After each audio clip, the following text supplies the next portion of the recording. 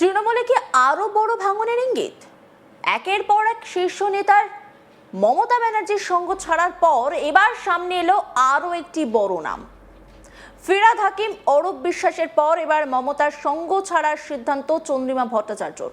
তৃণমূলের সব পদ থেকে ইস্তফা দিলেন তিনি। রাজনৈতিক মহলে এই ঘটনাকে ঘিরে শুরু হয়েছে নতুন জল্পনা। বিধানসভা নির্বাচনে তৃণমূলের পরাজয়ের পর দলের অন্দরে বড়সড় রদবদল করেছিলেন মমতা ব্যানার্জি। সেই সময় চন্দ্রিমা ভট্টাচার্যকে দেওয়া হয়েছিল তৃণমূলের রাজ্য সভানেত্রীর গুরুত্বপূর্ণ দায়িত্ব। নির্বাচনে হারের পরেও মমতার প্রায় সব কর্মসূচিতেই দেখা যেত তাঁকে। তাই তার এই সিদ্ধান্ত অনেককেই অবাক করেছে। দলীয় সূত্রে জানা যাচ্ছে মমতা ব্যানার্জিকে চিঠি লিখেই তৃণমূলের সব পদ ছাড়ার সিদ্ধান্ত নিয়েছেন চন্দ্রিমা ভট্টাচার্য। ঘটনায় রাজনৈতিক মহলে রীতিমতো তোলপাড় পড়ে গিয়েছে। এই ঘটনাকে আরো তাৎপর্যপূর্ণ করে তুলেছে সময়। আগামী সোমবার জাতীয় নির্বাচন কমিশনের সামনে হাজির হওয়ার কথা রয়েছে মমতা ব্যানার্জি এবং ঋতব্রত ব্যানার্জি দুই পক্ষেরই। সেখানে আসল তৃণমূল কারা সেই দাবি নিয়ে নিজেদের অবস্থান জানাতে হবে। তার ঠিক আগেই চন্দ্রিমা ভট্টাচার্যের এই পদত্যাগ রাজনৈতিক সমীকরণে নতুন মাত্রা যোগ করেছে বলে মনে করছেন পর্যবেক্ষকদের একাংশ। চন্দ্রিমা ভট্টাচার্য তৃণমূলের সব পদ থেকে ইস্তফা দেওয়ার রাজ্য রাজনীতিতে নতুন করে শুরু হয়েছে জোর আলোচনা। তার পরবর্তী পদক্ষেপ কি হবে সেই নিয়েও চলছে জোর চর্চা। এই নিয়েই কথা বলা হয়েছিল চন্দ্রিমা ভট্টাচার্যের সঙ্গে। আমার কলিগ রাহি কথা বলেছিলেন, দেখব কি বলছেন তিনি। তৃণমূলের যে স্টেট প্রেসিডেন্ট সেই পদ থেকে কিন্তু ইস্তফা দিয়েছেন চন্দ্রিমা ভট্টাচার্য। এই হচ্ছে সেই ইস্তফা পত্র। এই ইস্তফা পত্রতেই কিন্তু একেবারে চন্দ্রিমা ভট্টাচার্য তিনি কিন্তু একেবারে তার ইস্তফা পত্র যে তিনি এই পুরো বিষয়টা লিখেছেন। আমরা একবার সরাসরি একটু কথা বলার চেষ্টা করব চন্দ্রিমাদির সঙ্গে। আমাকে যেভাবে যেভাবে কাজ করতে বলেছেন সেইভাবে আমি কাজ করেছি এবং বাজেট আমি বলে দিই আপনাদের যে আমার সাথে খুব ডিসকাশন করে যে বাজেট তৈরি হয়েছে কখনোই সেটা তৈরি হয়নি। আপনারা জনতা জেনেছে যখন তার কয়েক ঘন্টা আগে আমি জেনেছি। আপনার দায়িত্ব মানে আপনি সই করেছেন অথচ আপনি আনুগত্য দেখিয়েছেন, তখন আনুগত্য তো বটেই যাই হোক আনুগত্য তো দেখিয়েছি। আমি তো আনুগত্য প্রশ্নের মুখে বলে পদত্যাগ করছি। ভয়ঙ্কর তথ্য দিচ্ছেন যে আপনি বাজেট জানেন না, অর্থমন্ত্রী জানেন না। ভয়ঙ্কর কেন? মাননীয় মুখ্যমন্ত্রী নিজেই বলেছেন, কারণ তিনি হয়তো শুনেছেন আধিকারিকদের থেকে, আপনাদের মনে আছে হয়তো, যে এটা চন্দ্রিমা বলো এরকম বাজেট হবে না এবারের বাজেট। এরকম অনেকেই বলে। না সেটা আমি জানি না, কিন্তু নিশ্চয়ই উনি এমন কথা বলবেন না যেটা উনি শোনেননি কি জানেন না। আমাকে আমার মুখ্যমন্ত্রী যিনি ছিলেন তিনি যেভাবে নির্দেশ দেবেন সেটাই তো আমায় করতে হবে, সুতরাং সেটা আমি করেছি। আমার আনুগত্য প্রশ্নের চিহ্নের মুখে বলে আমার মনে হয়েছে সেটা হয়তো আমার ব্যর্থতা, তাই এই।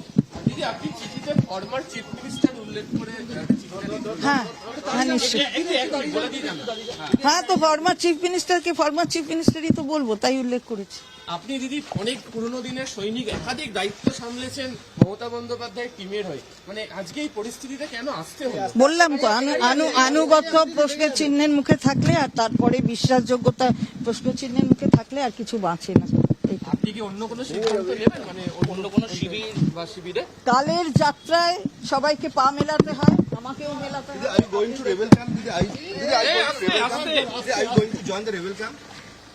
I don't know what is rebel and what is original. I do not know. I have not spoken about that. যদি মমতা বন্দ্যোপাধ্যায় তিনি যদি আপনাকে আবার ফোন করেন তাহলে কি আপনি আবার ফিরবেন? সিদ্ধান্ত বদল করবেন? যদির ফদির কথা বলে লাভ নেই এখন।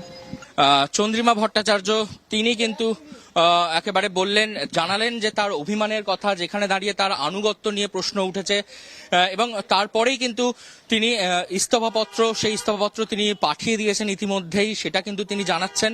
এবং সেই ইস্তফাপত্র থেকে তিনি একদম তৃণমূল কংগ্রেসের যে স্টেট প্রেসিডেন্ট সেই স্টেট প্রেসিডেন্টের পদ থেকে তিনি ইস্তফা দিলেন এবং একই সঙ্গে দাঁড়িয়ে এবং তৃণমূলের যে সমস্ত কার্য কমিটিগুলি রয়েছে যেখানে তিনি ছিলেন, তিনি অ্যাকাউন্টস ডিপার্টমেন্টে ছিলেন, সেই সব জায়গা থেকে তিনি সরে আসতে চাইছেন। কোথাও দাঁড়িয়ে চন্দ্রিমা ভট্টাচার্য আদি তৃণমূল অর্থাৎ মমতা বন্দ্যোপাধ্যায় তৃণমূল তিনি আঘাত পেয়েছেন। গতকাল যেভাবে দেখলাম ঋতব্রত বন্দ্যোপাধ্যায়রা তারা তৃণমূল ভবনে গেলেন এবং তৃণমূল ভবনে যখন গেলেন সেই সময় চন্দ্রিমা ভট্টাচার্য তিনিও সেখানে উপস্থিত ছিলেন, কিন্তু চন্দ্রিমা ভট্টাচার্য তিনি দাবি করছেন তার সাথে কোনো রকম কোনো কথা হয়নি ঋতব্রতদের, কিন্তু দাঁড়িয়ে তারপরেও মমতা বন্দ্যোপাধ্যায় তাকে ফোন করে জানান যে এই কাজ তুমি করতে পারলে, এরকম কিন্তু জানিয়েছেন চন্দ্রিমা ভট্টাচার্য। এবং তিনি বলছেন যে তিনি কিছু জানতেন না এই বিষয়ে, কিন্তু তারপরেও তার উপর তাকে প্রশ্নচিহ্নে আনা হয়েছে, তার আনুগত্য নিয়ে প্রশ্ন তোলা হয়েছে। সেই থেকে দাঁড়িয়েই একেবারে এরকম একটা কঠোর সিদ্ধান্ত গ্রহণ করতে বাধ্য হয়েছেন চন্দ্রিমা ভট্টাচার্য।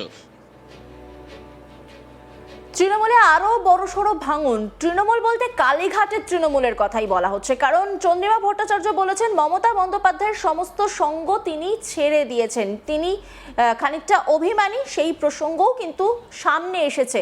অন্যদিকে অর্থমন্ত্রী হিসেবে তিনি যেই সময় ছিলেন, তিনি বলছেন যে বাজেট পেশ যখন করেছিলাম তখন বাজেটের দিন সকাল পর্যন্ত জানতাম না যে বাজেটে ঠিক কি ধরনের বক্তব্য আমাকে পেশ করতে হবে, তবে সেই নিয়ে কিন্তু রীতিমতো তাকে তুলোধনা করেছেন একদিকে কুণাল ঘোষ, একদিকে নওশাদ সিদ্দিকী। কুণাল ঘোষ বলছেন তিনি তখন কেন বলেননি। কুণাল ঘোষ বলছেন আমার দীর্ঘদিনের অবশ্যই কাজের সঙ্গী, তার সঙ্গে দীর্ঘ সময়ের মন্ত্রিত্ব রয়েছে তার হাতে।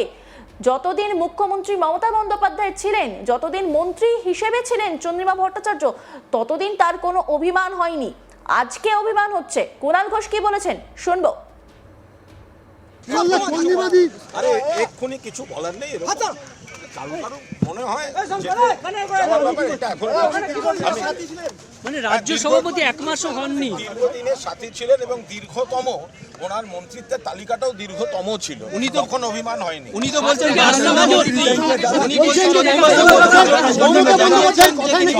যতদিন সমস্ত গুরুত্বপূর্ণ দপ্তরগুলো মমতা বন্দ্যোপাধ্যায় ওনাকে দিচ্ছিলেন তখন অভিমান হয়নি গো।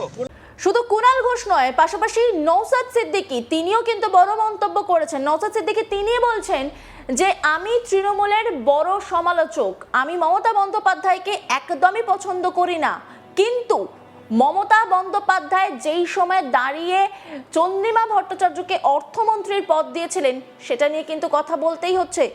তার প্রশংসা করেছেন তিনি বলেছিলেন বিচারক তিনি আইনজীবী, কিন্তু তিনি কোনোভাবেই অর্থমন্ত্রী হওয়ার জন্য তিনি ছিলেন না, কারণ অর্থ নিয়ে কোনোভাবেই তিনি পড়াশোনা করেননি, কিন্তু তারপরেও তাকে সেই পদটা দেওয়া হয়েছিল, এই প্রসঙ্গও তিনি বলেছেন। পাশাপাশি নওশাদ সিদ্দিকী বলেছেন তৃণমূলের হাঁড়িতে এখন মধু নেই। কি বলেছেন তিনি শোনাবো আপনাদের।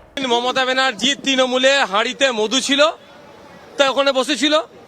এখন মমতা ব্যানার্জি তৃণমূলের হাঁড়িতে মধু নাই, সেটা ছাড়তে হবে। এর থেকে আবার পরিষ্কার কি হতে পারে? আদর্শহীন মানুষ মৃত মানুষের নাই, এদের আদর্শ আছে? সারা ভারতবর্ষের অঙ্গরাজ্যে সেই তার সময় একটা মহিলা অর্থমন্ত্রী ছিল না, তখন মমতা ব্যানার্জি যাকে, যিনি অর্থমন্ত্রী না মানে অর্থনীতিবিদ না হওয়ার পরও একজন আইনজীবীকে অর্থমন্ত্রীর চেয়ারে বসিয়েছিলেন। আমি মমতা ব্যানার্জির চরম বিরোধী, তার আমি চরম সমালোচনা করি, কিন্তু তার কাছ থেকে যারা প্রিভিলেজ নিয়ে আজকে এইগুলো তার সাথে আচরণ করছে তারা আমার নজরে আদর্শচ্যুত, আদর্শহীন। চন্দ্রিমা ভট্টাচার্য বলছেন তিনি বারমুন্ডা মন্ত্রী ছিলেন, মানে বাজেট পেশ হতো সেই সকাল পর্যন্ত তার কাছে কোনো খবর এতক্ষণ মনে পড়ছে, তার তখনই ছেড়ে দিতে পারতো তো। উনি তো একাধিক বাজেট পেশ করেছেন, একটা দুটো তো বাজেট পেশ করেননি, তখন ছেড়ে দিতে পারতো। ও ক্ষমতা হস্তান্তর হওয়ার পরে মনে পড়ছে কথাগুলো, না? বা তাকে ফাংশনিং করতে দিত না, তিনি নাম কাওয়াস্তে মন্ত্রী ছিলেন, এসবগুলো এখন মনে পড়ছে ফায়দা নেওয়ার জন্য। তবে একটা কথা বলবো, বাংলার মানুষ দেখছে যে একটা জায়গা শেষ করেছে আর একটা জায়গা শেষ করে দিয়েছে, বাংলার মানুষকে 15 বছর পিছিয়েছে, সরকারি কর্মচারীদের ডিএটা মেরেছে তো এরাই। একটা বিষয় সেটা হচ্ছে যে মমতা বন্দ্যোপাধ্যায় হিন্দু মন্তব্য তা নাকি তাকে খুব কষ্ট দিয়েছে, তাই তিনি সমস্ত দলের পক্ষে। দেখুন, একটা সিঙ্গেল যদি তার কথাতেই একটা মন্তব্য দিদি আঘাত পেয়ে থাকে, তাহলে দল ছেড়ে চলে যাওয়াটা একটা অনুগত সৈনিকের পরিচয় হয় না। অন্যান্য খবরের আপডেটের জন্য অবশ্যই নজর রাখুন আজ তাক বাংলার ইউটিউব স্ট্রিমিংয়ে। লাইক, কমেন্ট, শেয়ার এবং সাবস্ক্রাইব করতে ভুলবেন না।